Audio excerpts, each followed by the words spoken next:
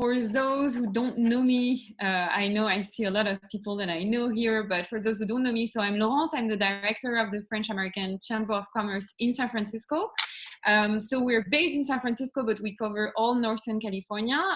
We foster and engage the French-American business community, and we help French companies to set up or develop their business in the US. So we're really happy to have you today. How we work at the Chamber of Commerce, so we work for and with our members. So we have members in different industries. Mobility industry is an industry that is really developing in the Bay Area. So we have a mobility group now, and some of you have already participated to our mobility dinner. So we're really happy to organize this webinar, since we can't organize dinner right now, but I hope we can resume this activity soon. And then we have, a lot of events and a lot of also as well corporate services. So, but today it's a webinar.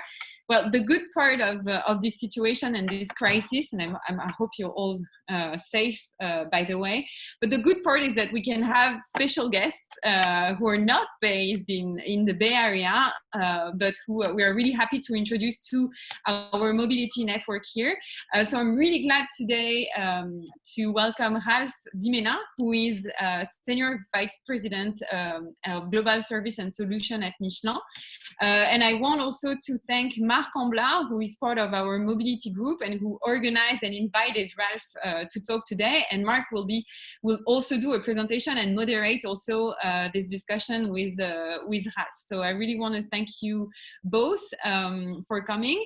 Just a few logistic details. So if you want to ask question, I'm sure you're all now really familiar with Zoom, but you can use the chat, the chat which is in the top bottom left of your screen normally, and we will read the question at the end of the discussion. So just if you have any question, don't unmute yourself, just everybody stays on mute, and you can ask question at the end that we will read to the chat. But if you have any question during the conversation, you can still write them in the chat and we will read it at the end. So I'm not gonna stay too long, and I'm gonna give the opportunity to Ralph to introduce himself. And again, thank you. We're really honored to introduce you today to the network, Ralph.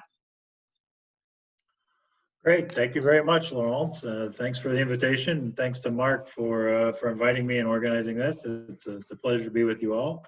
As Laurence said, I'm based here in Greenville, South Carolina, which is where Michelin North America is headquartered. I lead a global business line for Michelin. It's called Services and Solutions. It's basically all of the offers that we do, mostly on B2B, but that go with or around the tire or deal with fleet management, all of our telematics properties, all of our connected mobility, IoT work flows through my organization, which has offices all over the world. Obviously here in the United States, offices in Paris, Lyon and Clermont-Ferrand in France, London, Sao Paulo, Brazil, and some small startup work that we're doing in China right now. So I've been with Michelin for 27 years, run a bunch of different businesses with them over that time, and had the pleasure of spending about half of my career in France. Just to give you a little bit better introduction of what we do and who we are, I will share a very quick few slides with you on our what Service and Solutions does. So hopefully this will come out and everybody can see that. I, like you, are probably becoming an expert at either Microsoft Teams or Zoom. Just quickly on the Michelin strategy. Michelin strategy is defined basically about tires being where our legacy is and our core, but then all of the work that we're doing around going to adjacencies from that, including my business line, which you see in the upper right as Services and Solutions.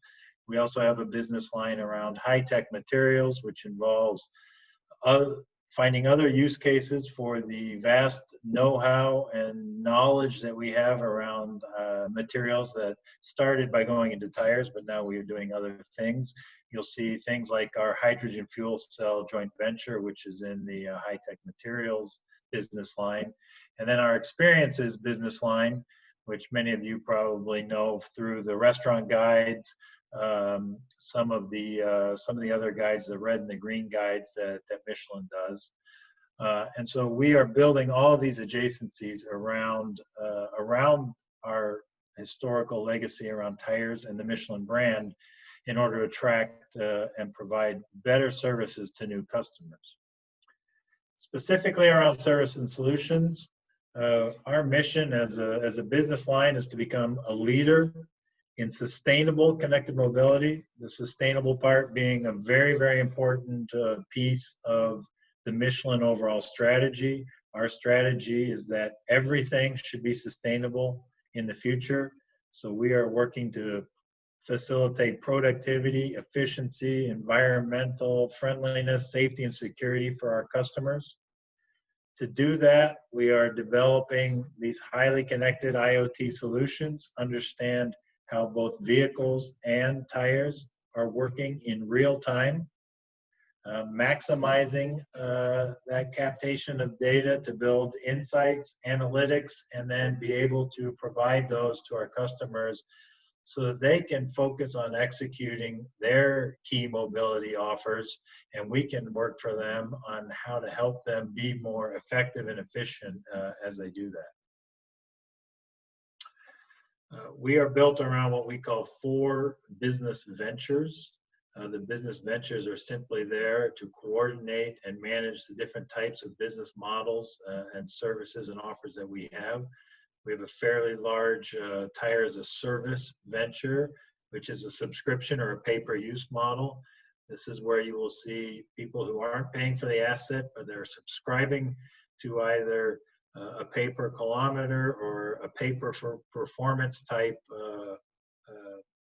offer in order to help them manage their cash flow better, and also help us manage their maintenance needs and the effective use of the product better than they could manage it on their own. In fleet management, which is our properties like Sascar, Masternaut in Europe, Nextrack here in North America, we now have more than 1 million vehicles under contract, and so we are managing these offers every day for those customers. We are working a lot on some new data-driven business models, especially in Lyon in France. We have a bunch of smaller startups, all data-driven, all working on providing mobility insights to use cases that are new to the Michelin world, so to customer cohorts that we don't normally work with or that are new to Michelin.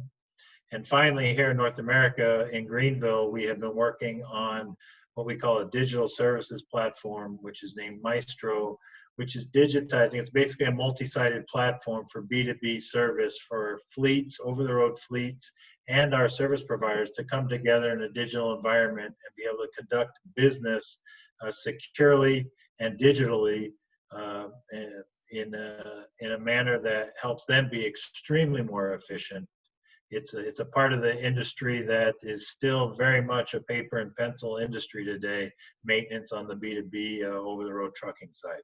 So we're providing transparency and digitalization to that.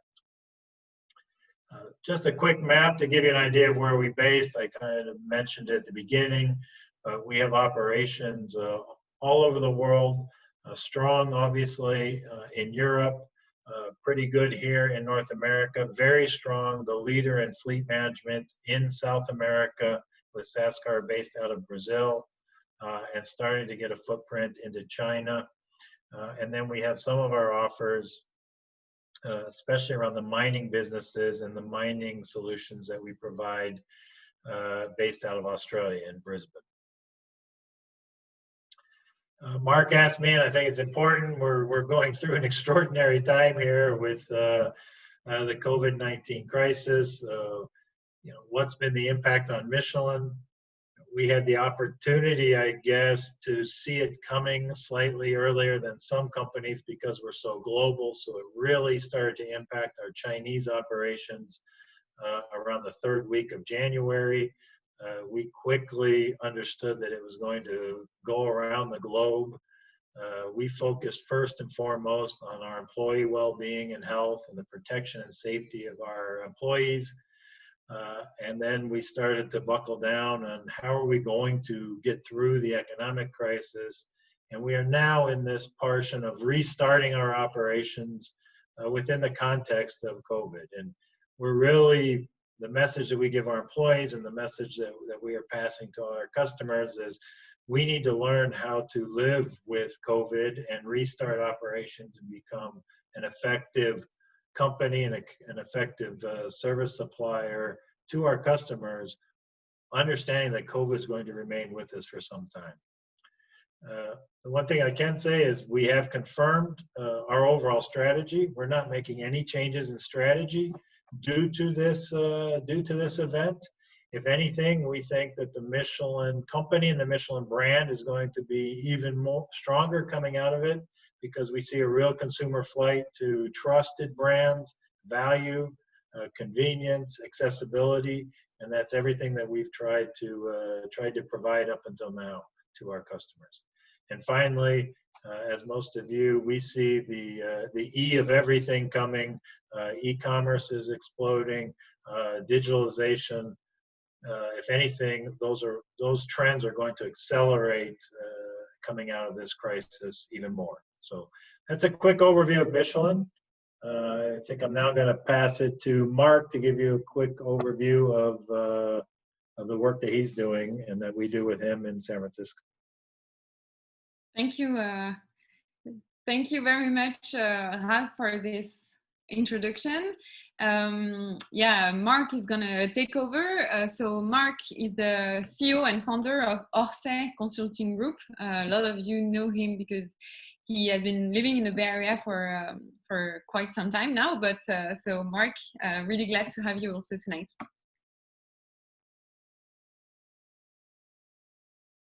You need to unmute yourself. Okay, you did. Okay, thank you. Good afternoon, everyone. Thank you, Ralph, for this introduction. Thank you for accepting the invitation to participate in this event. Thanks for Laurence and your team for organizing it. Welcome to everyone. My name is Marc. I've always been like Ralph in the mobility space. I've worked for OEMs and tier one suppliers both in Europe and in the US in various roles. I've spent a total of about 10 years, almost 11 years now, in the US. The last 3+ in California, in Palo Alto, and in the heart of Silicon Valley, and previously I spent 8 years in the Midwest. I would like to share a few things, just briefly, just a single slide on what I do, and the rest is going to be about getting into our discussion. I'm an advisor to companies in the mobility space, both corporates and startups. I do different things around the future of mobility, scouting, assist as well executive teams in corporate development, run executive workshops. I do public speaking as well, and market insight and the like with corporate clients in Europe, the US, and Asia. On the startup side, I'm an advisor to half a dozen companies, either pure Silicon Valley companies or cross-border between Europe and the US, and with them I work on the business side of things, whether it be product market fit, go-to-market, business development, partnership, some fundraising assistance as well.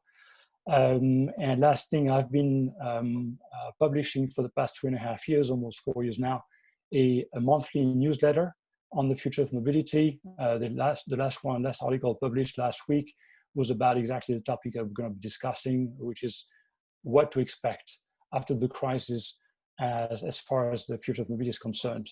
And you'll find the articles, so all the articles I've been publishing for the past 3.5 years at the address under orsayconsulting.net.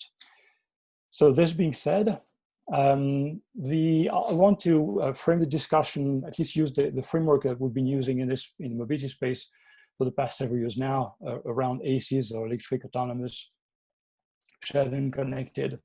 And I'm not going to follow necessarily this framework through the discussion with Ralph, but certainly gives us an idea of,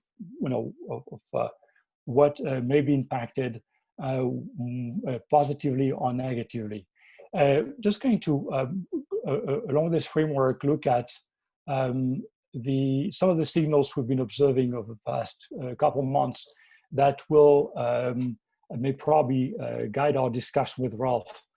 Along electrification, I see quite a bit happening.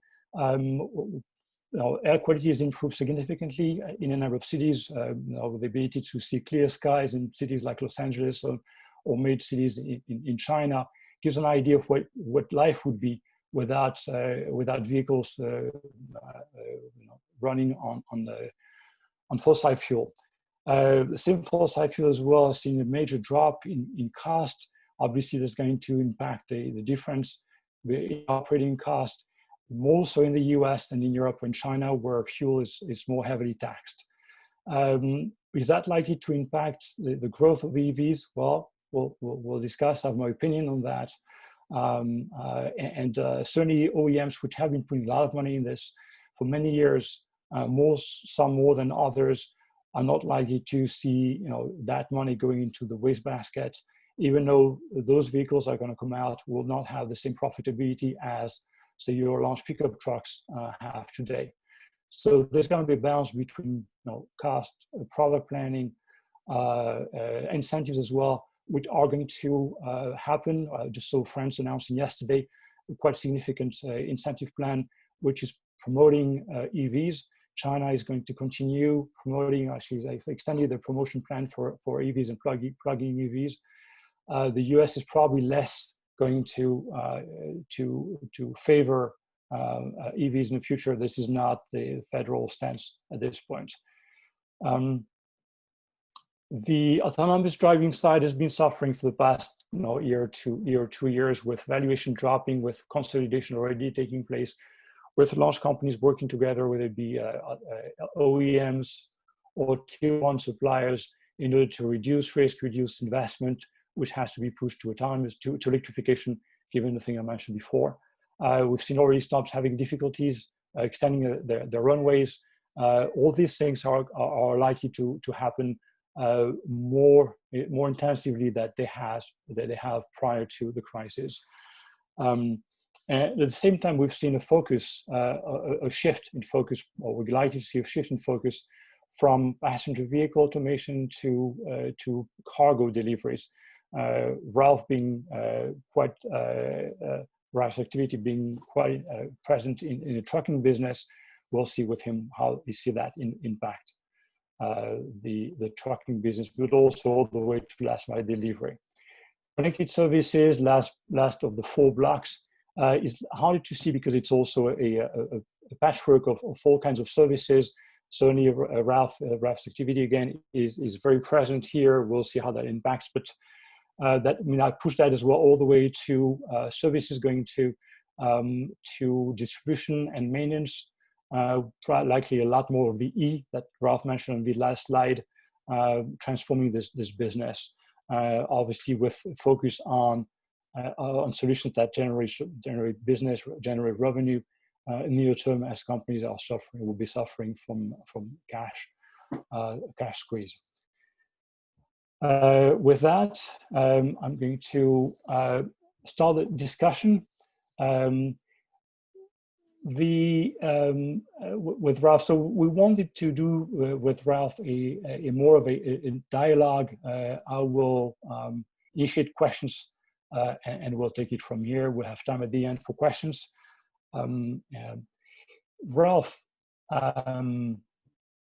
so we're experiencing very unusual times.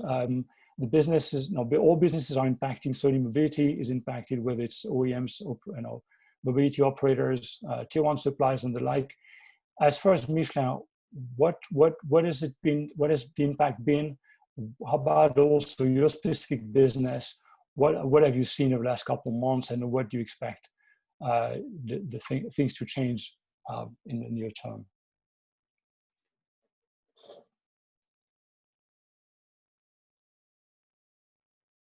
Ralph, yeah. Laurence, can you unmute Ralph?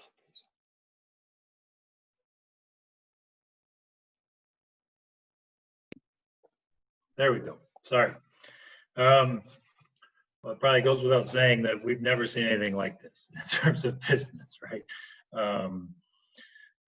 We announced our first quarter results where, we had an 8% drop in sales in the first quarter, which that number alone is unheard of in our business. And I'm talking for the whole Michelin group at that point. And that was just the start, right? The main impact of the first quarter was just the month of March. We had some in February in China, but then it really moved to Europe. Certainly April was significantly worse than that. Q2 is by far going to be the worst. I think, from what I can tell, April was probably the worst for us. May is slightly better. Hopefully we'll start to see more signs of life of the economies coming back in June. But we're really expecting a very tough climb out of this hole. Having said that, there are some businesses that are slightly more resilient. I happen to be, fortunate enough to be leading one of the businesses which is fairly resilient in this economy, which is businesses that are based around subscription and are already digitized, and therefore we can manage services and continue to provide the vast majority of our offers to our customers from a distance. And it's not about a product sale. So we've been fairly resilient and more resilient than the overall group during this time. But even for our businesses, it's going to be a tough year. So overall, we see a tough year. Like I said, we're focused right now on how do we start to bring employees back to the office in a safe and supportive way. How do we learn from everything that we've done digitally and by video and work from home for the last 2.5 months? It won't be a surprise to you that Michelin was not a huge work from home company before this crisis. We basically sent about 30,000 employees home on March 17th, did one test of our network to see if it would work worldwide and told them to stay there. And except for some very, very small movement back into the office over the last couple of weeks in the United States, that's where we've been. So we know we're going to have to live and work with this crisis, and that this is going to remain among us. And so now we're working on how do we integrate the good parts that we've learned about working from home with the parts of the company that need to get back together in a more collaborative way in some office space so that we can come out of this crisis as strong as we can. Actually, so Ralph, your business is mostly with fleets. A lot of it is mostly trucking, maybe all of it trucking. The fleets are mostly commercial, and we've seen also over the last few weeks an acceleration in e-commerce, which is driving obviously last mile delivery, but even further upstream, we're likely to see as well an increase in commercial commercial traffic. Is it something that you start seeing? Is it something you anticipate further? What do you say? What do you expect? Yeah, so we saw, obviously, depending on where, but both in Europe and in the United States, we saw a very significant drop in the over-the-road trucking. And especially in Europe, for example, any fleet that's doing international or cross-border transport or delivery, all of that fell to almost nothing in the month of April. But the regional and the regional deliveries in the last mile obviously really picked up. And some of our businesses, Next Track here in the United States, is mostly a light vehicle fleet type service. So the last mile fleets, the Home Depot rental type vehicles, those are the types of service providers, landscaping, a lot of those that were fairly resilient and or even growing during the crisis. So we saw some strength there. Same thing with Masternaut in London, in the UK, in France. Over the road, much more difficult, but last mile delivery, regional delivery stayed fairly strong. So yeah, that's where we saw some pretty interesting trends, and we do see, and we track that pretty well. We have seen in the last 2 to 3 weeks a fairly significant uptick from what were extraordinary low levels in April. So even if we're still seeing numbers that are down 50, 60% year on year, from April, they're up, 100%. So we can expect as well, if we try and look beyond the fog that we're in now, which is thicker than fog, but this delivery business, which we're likely to see more of with increase in e-commerce. Obviously e-commerce has been growing for constantly for a number of years, but there's been an acceleration of that growth, a step change over the last few weeks, which is not going to impact probably the long distance trucking, but for those fleets that require that bring the goods closer to your home, is it something that you see more of, and therefore opportunities for you to do new services, or more service? Absolutely. We're fairly strong here in North America on helping over-the-road trucks with their maintenance operations, whether that be on trailer or light mechanical on trucks. We absolutely see incredible opportunity and growth on the light commercial vehicle side there. And honestly, I think to your point on electrification of vehicles, we're going to see a fairly strong electrification or move to a greener energy solution on those types of vehicles, probably across the country. And we certainly see that in Europe, even stronger, a strong need, both from an environmental and social point of view, but also a political point of view in Europe, where to get into a lot of these larger cities in the future, you're going to have a minimally an electric vehicle. And we actually think there's going to be quite an appetite for a hydrogen electric vehicle in the future, which will have much more autonomy in terms of distance that it can go for some of these cities in Europe. But in the U.S., we see it as well. We think a lot of movement towards electrification on light commercial vehicles is going to happen, and this type of crisis is going to accelerate those trends. Yeah, and we've seen pick up on that electrification on the drivers. I highlighted some of the drivers that I've seen, some of the at least more signals that I've seen. Behind those, the signals are also they're also drivers, and whereas incentive-wise, there are differences between the regions. This is certainly an opportunity for countries to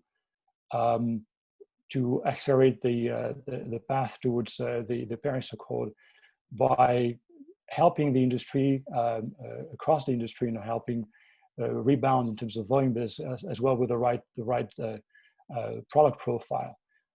So commercial vehicles, where we see cities that are banning IC or vehicles with internal combustion engines. Obviously, if we know to do delivery, the vehicles are going to be electric. But there's also an increase in restriction in cities with more fewer lanes and more lanes reserved for biking, as again a way to reduce congestion, reduce emissions. What do you see also on that side? No, I think you're right. I mean, we see very clearly that, and you said it in the introduction, I think we're going to see a significant amount of political pressure put on by the individuals that live in cities that, because of the crisis here, they've finally experienced clean air in their cities for potentially the first time really in some of their lives. And we see a real push. And honestly, we're seeing it coming first and foremost from the fleets themselves. The fleets themselves now, I don't ever have a conversation with a fleet where we don't talk about their sustainability approach. What are they doing to be more environmentally friendly? How are they going to reduce their environmental footprint? And again, I've been 27 years in this industry. This is a change in the conversation in the last 2 years, where you are, that it's a natural point. Michelin, in some cases, has been a leading edge in terms of some of our solutions, even on the product side, in terms of being more green or being more environmentally friendly or helping with fuel reduction, being more long-lasting and thinking long-term. And now it's a natural conversation with the fleets and with the purchasers of our services to talk about how are you going to help me overall, even if there's not in some areas of the world a particular regulatory environment that's going to promote it. I think you see a social and a political environment and a consciousness that's starting to come up more and more all across the globe. Yeah, I guess I would even argue that in the US, the fleets are what is driving electrification more so than regulations. Absolutely. In other regions, it may be more balanced, a lot more balanced. But in the US, we see fleets like Amazon that ordered 100,000 delivery vans from Rivian, UPS ordering from, I think it's 10,000 vehicles from a British, a UK-based company called Arriva. Arrival. And so the different balance, but the result is the same, hopefully, but moving at a different speed. Does electrification bring opportunities for you? Or is it possibly maybe less on the service side, but more because they're less to service? But is it bring new businesses for you? It absolutely brings a lot of opportunities for us. On the product side, first and foremost, because all of those vehicles, they have a totally different usage condition with a powertrain that's electric than an internal combustion engine or a diesel. So there's some work that's been done for years on the product side to have a product adapted to that. On the services side, we see ourselves putting out, because we have so much work on fleet management already, and people are using us already for just-in-time deliveries and managing their workflow and managing where their park of vehicles is. Now we start to integrate for those electric vehicles.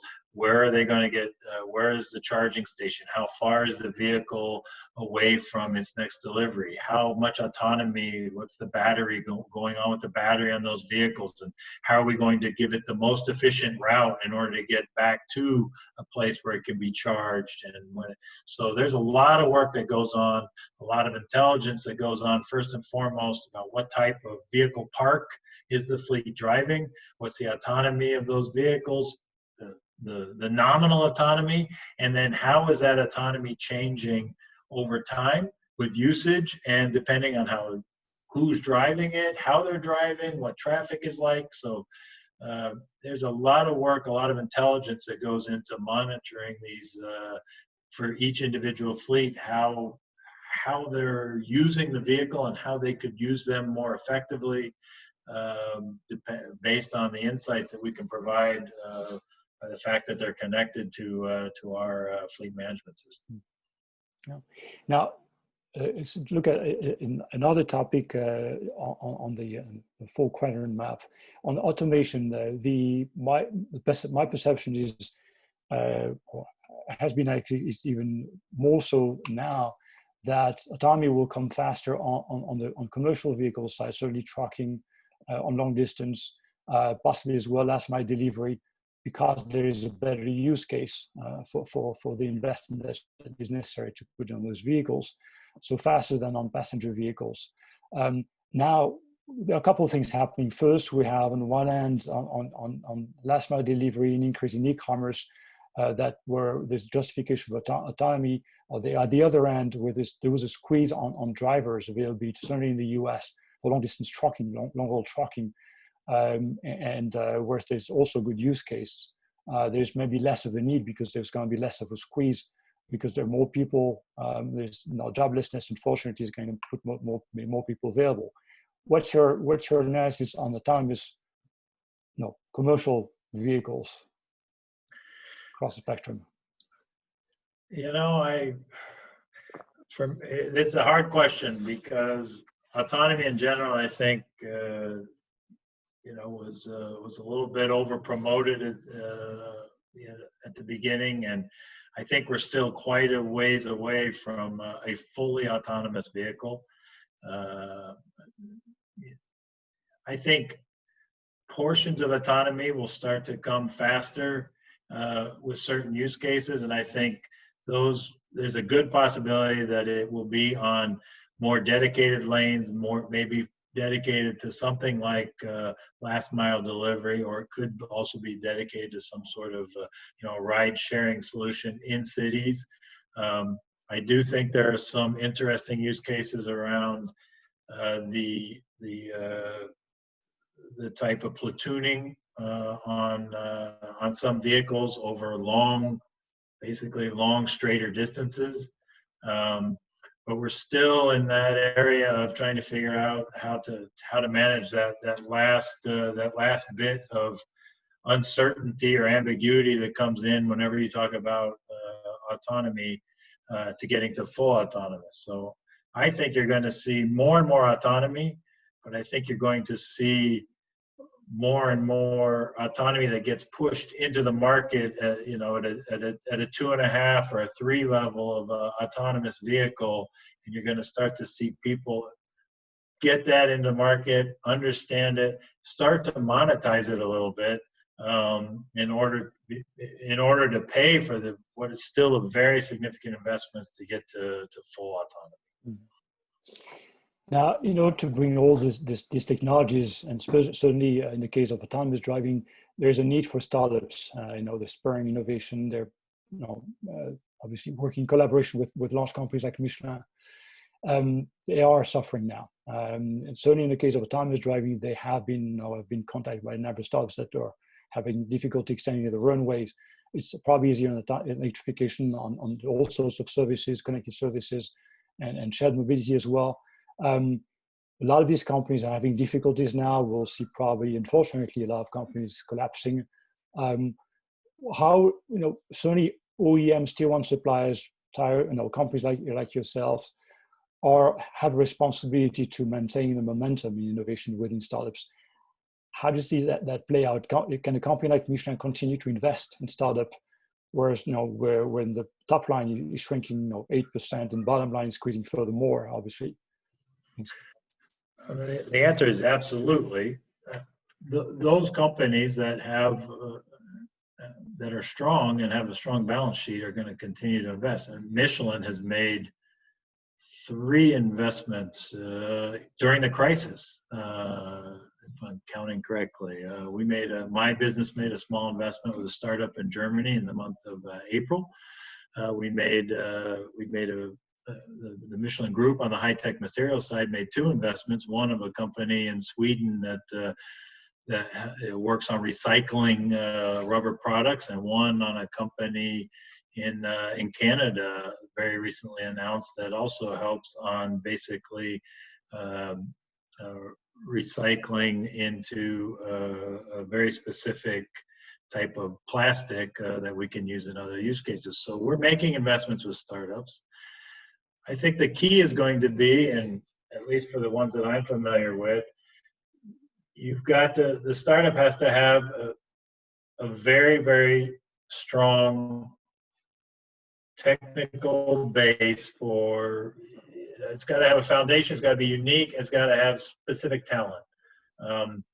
And that's what we look for when we look for a startup, is how is this going to fit into our overall, be additive to what we're trying to accomplish? How's it going to help us accelerate? Are we acquiring talent, and are we acquiring competencies that we really couldn't develop internally, or that it would take us a long time? And I said acquire, it doesn't always have to be an acquisition. More and more and more, in fact, we're staying away from the full acquisition and just being a participant, taking a stake in the startups that we work with. But we have a number of different startups that we work with. Honestly, we're still learning on this path. We're a big company that hasn't always worked well with others. We've probably got 10 to 12 startups that we're working with right now, and I think it's going fairly well. We keep looking for more, but again, it's going to have to be those startups that are strong. They've got strong talent, a strong foundation, and a truly differentiating case that fits in with what we're looking for. And then I'd say the conversation is wide open. We move pretty quick when we find those opportunities now. Very good, thank you. Laurence, do you have questions? I forgot to remind people that if you have questions, please don't hesitate to bring them up. Mark, there's not yet questions. I think, they're going to come because generally we finish the discussion and then we open to questions, but so we can wait for questions. So, thank you. So Ralph, now, we've covered several spaces, autonomy, electrification. We didn't talk about shared mobility. Maybe this is less, certainly this is one space where, this distanciation, cleanliness is a major issue, where, these businesses have been hurting. The Uber, the Limes of this world, ride-hailing scooters and the likes have been hurting, and they're gonna, they've seen valuation drop significantly in the case of a scooter business, for instance. Do you have insights on this business, on the sharing business, maybe even shared fleets? That in that case, what impact would you anticipate that this will have?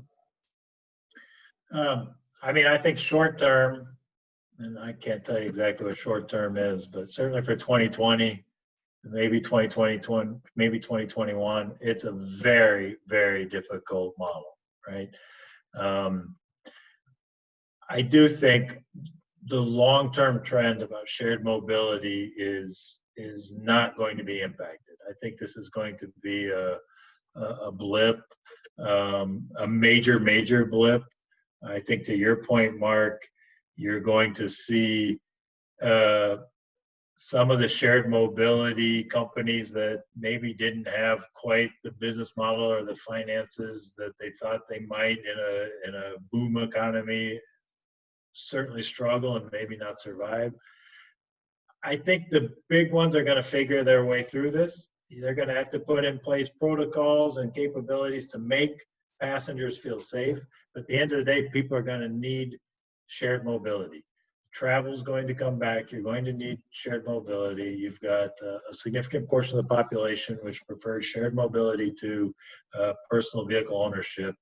It's going to take some time. We're going to have to gain confidence and trust that the protocols and the procedures that are put in place are going to work. But I think it'll come back. But I do believe the next 18 months are going to be just very, very difficult for those business models. I'm with you. We'll see consolidation. We've seen already companies having difficulties and reducing the workforce, the footprints. We've seen Lime seeing an investment at a fifth of its pre-COVID valuation, but at the same time, these mobility service solutions have the full role to play within the multimodal approach. We have a question here. No, Mark, just to let you know that we have questions coming now. I've seen on my screen here. Thank you, Laurence. Yes. I can see a question from Matthew about the view and update timing for market of level 4 truck and large buses in the US. That is when there will be a significant number of players involved in deploying the sort of technology.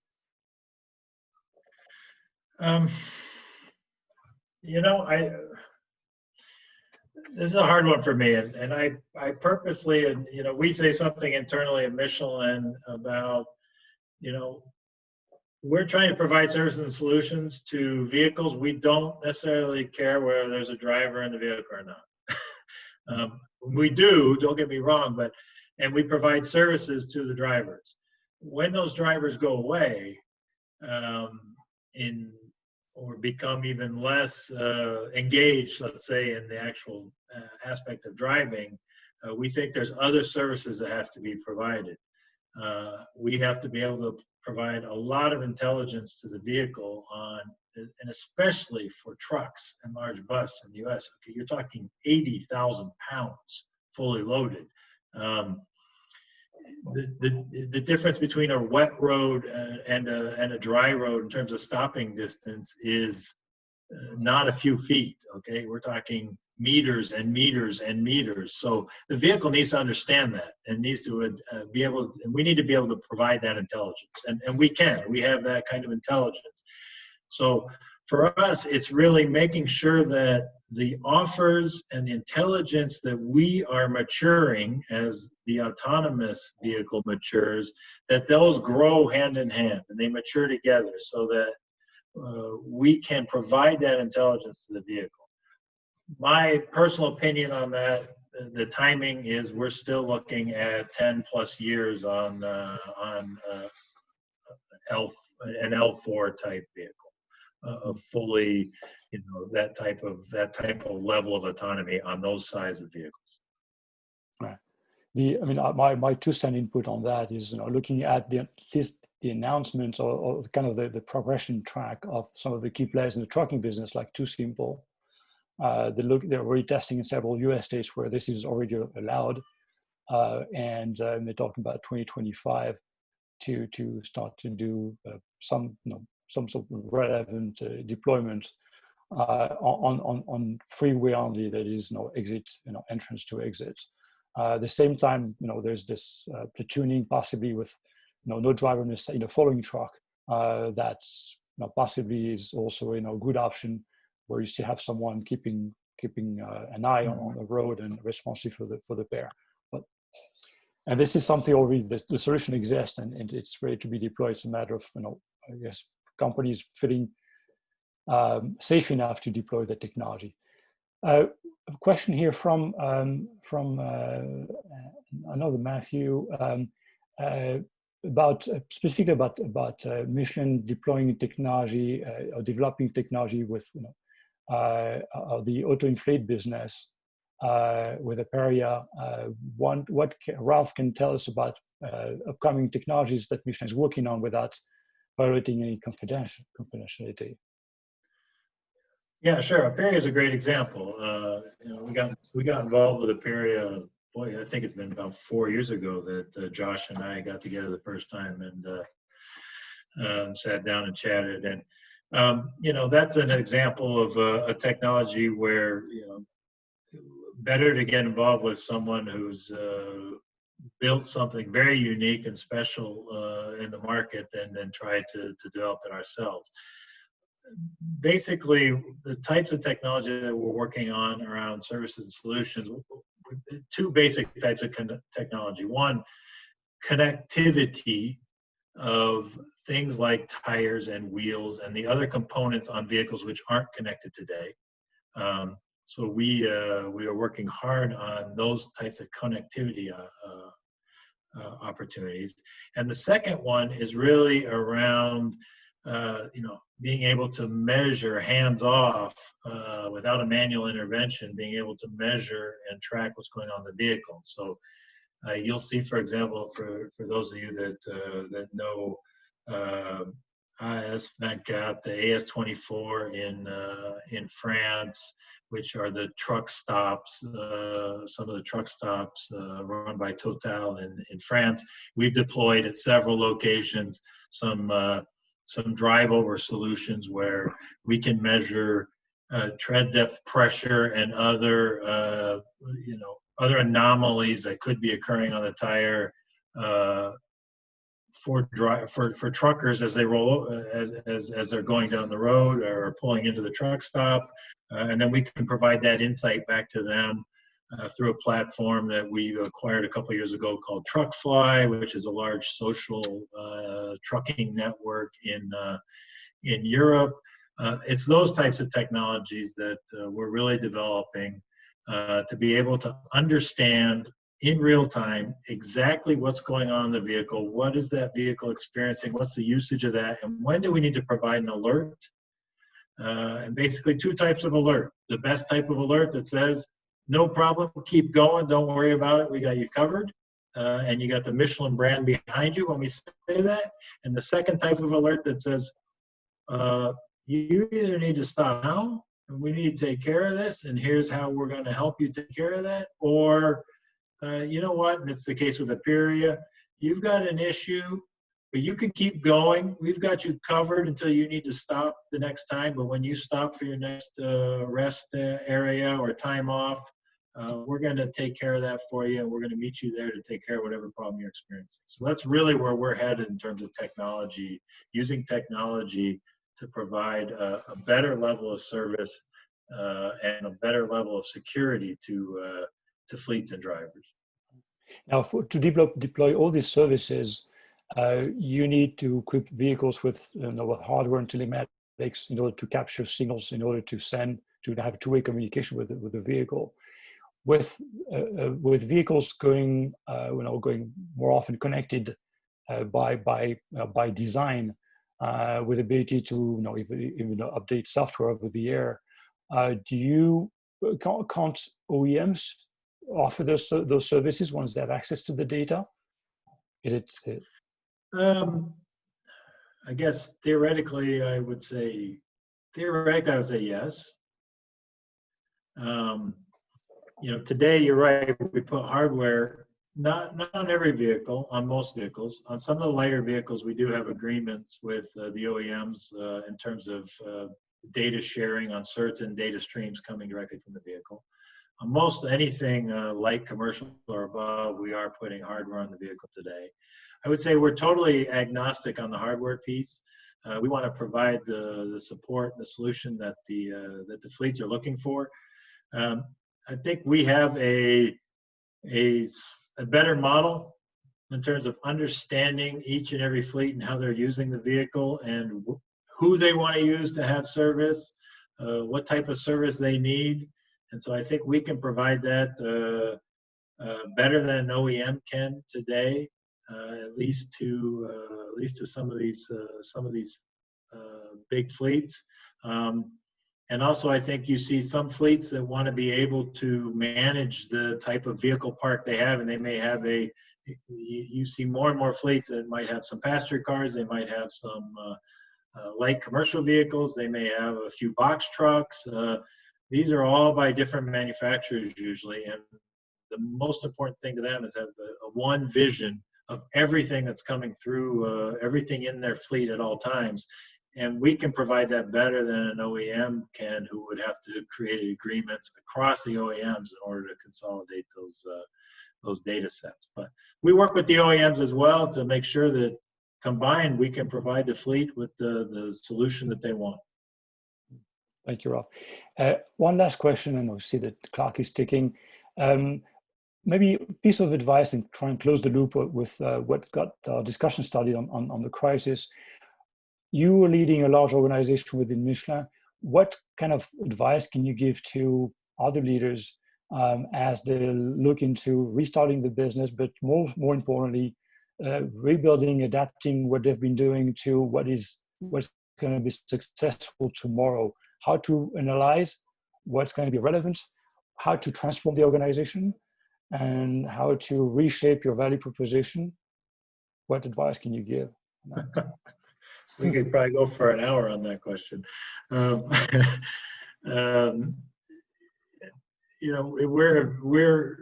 a very different animal within the Michelin Group on this digital service and solutions.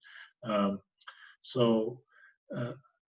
think one of the things that we see is there's a large part of my service and solutions organization which is very comfortable with a work from home type arrangement, and I think we've even seen in a lot of cases in my part of the organization that we may have even improved in terms of our output, in terms of our overall ability to continue development cycles. We're using agile methods, things like that in our development. And the other thing I think we've seen, which was maybe it shouldn't have been a surprise, but a bit of a surprise to us, We have offices in Paris. We have offices in London where people are commuting. Both those offices are in the center of the city. Some people have significant commutes in during the day, and what we've seen is, and we're going to have to learn to work with this, and we want to, is the work from home is allowing those individuals to have a better work-life balance by not having to commute every day. So I know we're going to find ourselves where we move to 3 days in the office, 2 days out, or 2 days in the office, 3 days out for a large part. And I think the most important thing from me leading a global organization is it's not going to be prescribed in any way, shape, or form by myself sitting in Greenville, South Carolina.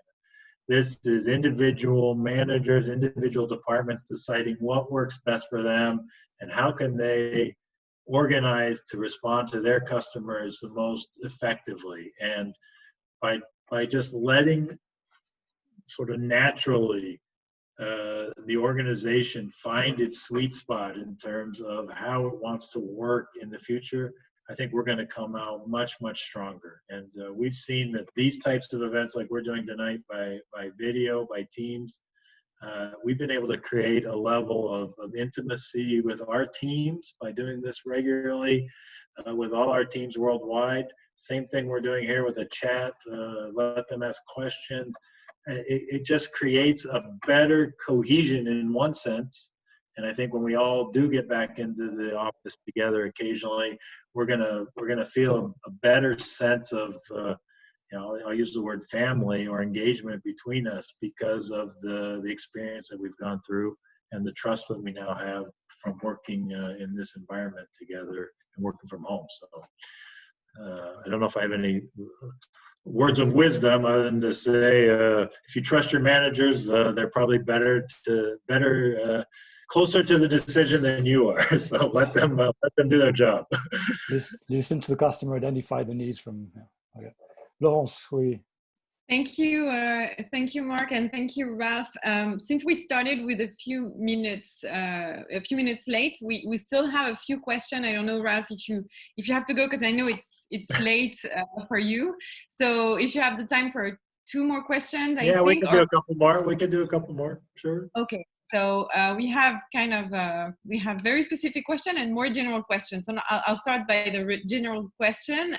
What's Michelin vision? It's from Betty. What's Michelin's mission on sustainability or environment-friendly solution? It's very broad, but our vision is, and our CEO has been very vocal on this, even in the last few days.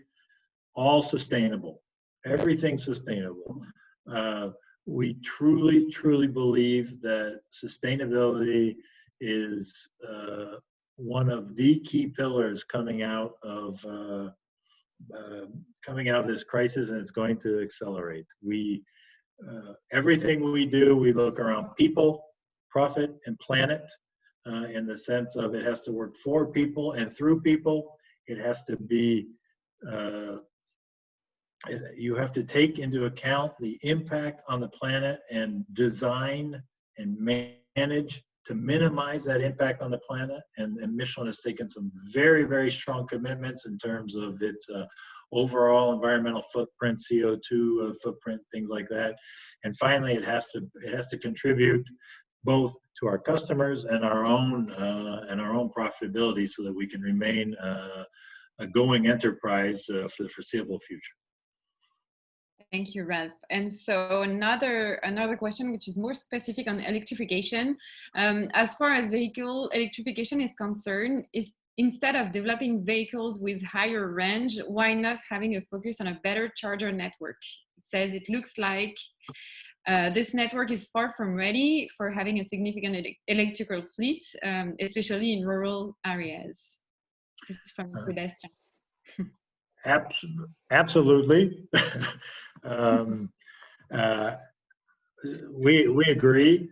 I think the network is going to have to develop massively. It's not clear, at least to me at this point, of who is going to be able to make those investments in order to create that network. But absolutely, the capillarity of the network is key.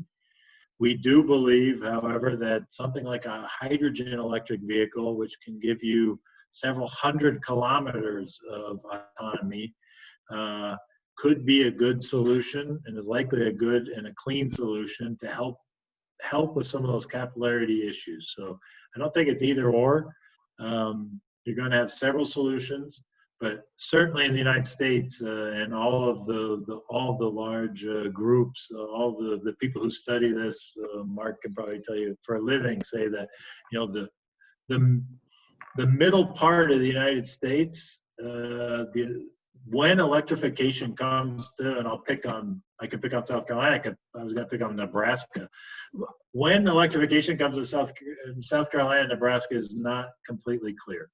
There's a lot of infrastructure and work to be done before electrification becomes common, I would say. I'm not talking about the individuals who are driving Teslas and things like that, but when does the majority of the vehicles start to become electrified? I think we're still a ways away. I mean, geography, I'll put my comment in discussion, throw my comment in. The geography is very, is very discriminating. If we look at the US, for instance, half of the plug-in electric vehicles are in California, which is only like 12-14% of population, and 20% of all vehicles, plug-in vehicles sold in the US are sold in the Bay Area. 20%, whereas it's only 2% of population, so about 10 times the density per capita so that we have in the Bay Area versus the overall states. Obviously, before the charge points and other networks invest in the network, and it's kind of a chicken and egg, and again, but it's before they invest in the network in Nebraska, outside the freeways like Tesla's been doing in order to ensure that you can cross the country. That's going to be a slow ramp up, especially now as capital is going to be more difficult to come up, certainly in the US for electrification, I suspect. Now in Europe, in large cities, there's already reasonable amount of network, but people at the same time live in apartment buildings. So it's about establishing or creating a network on the infrastructure. I've seen some interesting solutions like charging stations, starting points that pop up from the ground or installed on light poles or others. The UK has been quite creative to do that, and so utilizing this existing infrastructure to allow for, and back to the question here, allow for more often recharge, more frequent charging in order to reduce the amount of battery and therefore lower the cost and accelerate the transition to electrification.